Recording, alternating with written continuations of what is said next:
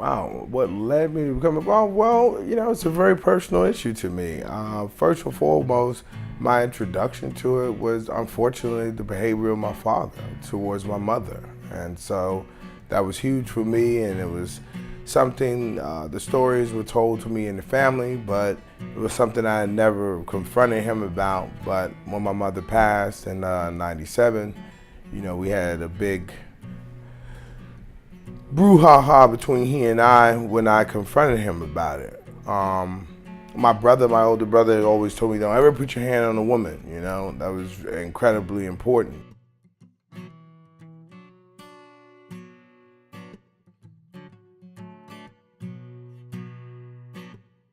Oh, well, you know what? We have to participate in the narrative. It has to be a bridge between us. We have to do it collectively. And so instead of men standing in the shadows, either embarrassed or ashamed or feeling like, well, it's not my issue because I don't do it, and things of that nature, this is a community issue. And so if men don't step up and meet women halfway, you have an imbalanced narrative that's not completely telling the full story.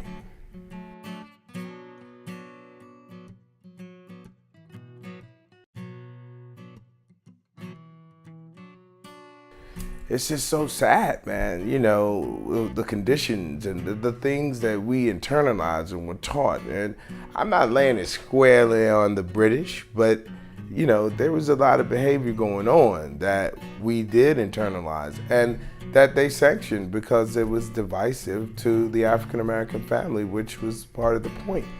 And so if we're not able to have a nuanced, honest conversation about these things because some people feel uncomfortable about it, I'm sorry. But we have to talk about these things in order to really effectively heal.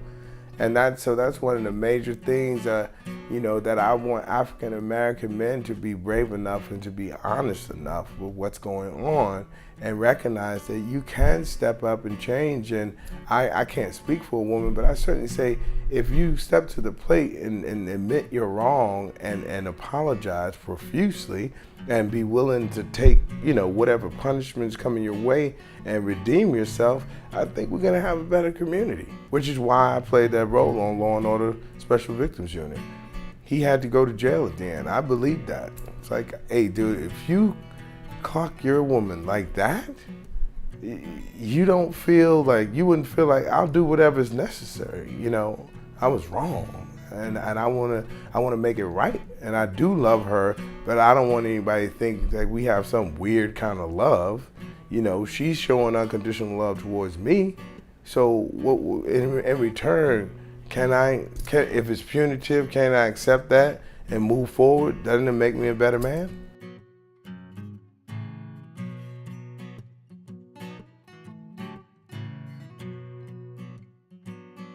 To my young African American men, I want you to understand that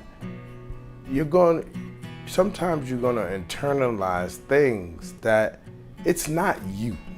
It's not who you are. But you're going to have to negotiate that and work through it to be your authentic self. But if you don't have the awareness of what that experience is you're being inoculated with a poison. And so you got to find the right doctor in order for you not to replicate what was being done. You're beautiful and you're amazing human beings that deserve to live a full life that has nothing to do with any kind of physical altercation with a woman. And I suggest you seek out clergy, seek out somebody in the neighborhood that can model that for you. And I tell you, be intentional about not being that man who puts his hand on a woman.